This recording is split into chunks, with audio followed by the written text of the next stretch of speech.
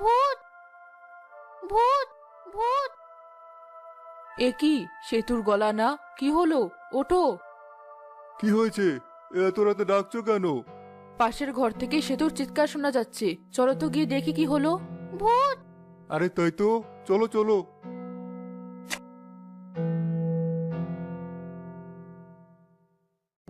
কি হচ্ছে এসব? রিমি, তুই তুই আমাকে ভয় দেখাচ্ছিলি? হা হা হা হা। হ্যাঁ, আমি তো খুব প্লাস্টিকের সাপ ছুঁড়ে ভয় দেখিয়েছিলি।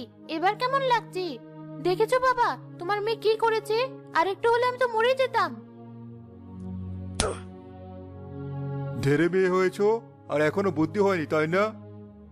এটা তুমি কি করলে বাবা? আমার গায়ে হাত তুললি?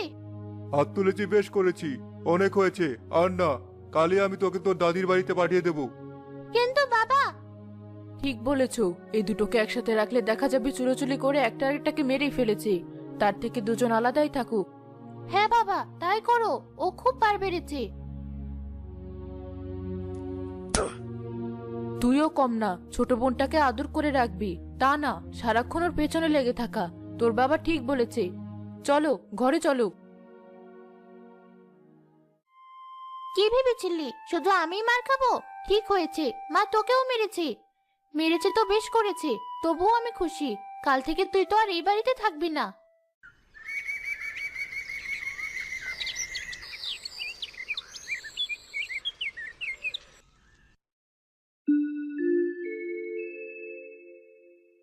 শোন রিমি, ওখানে গিয়ে কোনো বেয়াদবি করবি না, মনে থাকে যেন। শোনো মা, ওখানে গিয়ে আমি ভালোই থাকবো। ওখানে তো আর তোমার মেয়ে থাকবে না। হ্যাঁ হ্যাঁ, যা যা, আমিও ভালোই থাকবো। এখন সারা বাড়িতে আমারই রাজত্ব। ভালো, তুই তোর রাজত্ব নিয়েই থাক। বাবা তাড়াতাড়ি চলো তো, আমার আর এখানে ভালো লাগছে না।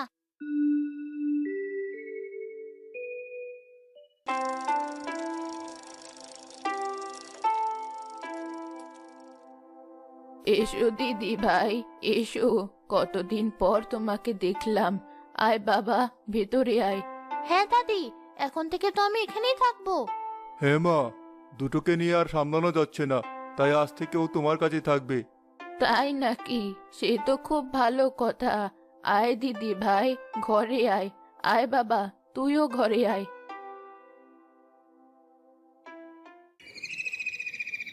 মা দেখো, আজ বাড়িটা কেমন শান্ত হয়ে আছে। তোমার মেয়ে থাকলে কি আর এত শান্তি থাকতো? হ্যাঁ, তুই থাক তোর শান্তিতে। এ কি মা, তুমি কাঁদছো? কাঁদবো না তো কি করব, হাসবো। মায়ের জ্বালা তোরা কি বুঝবি?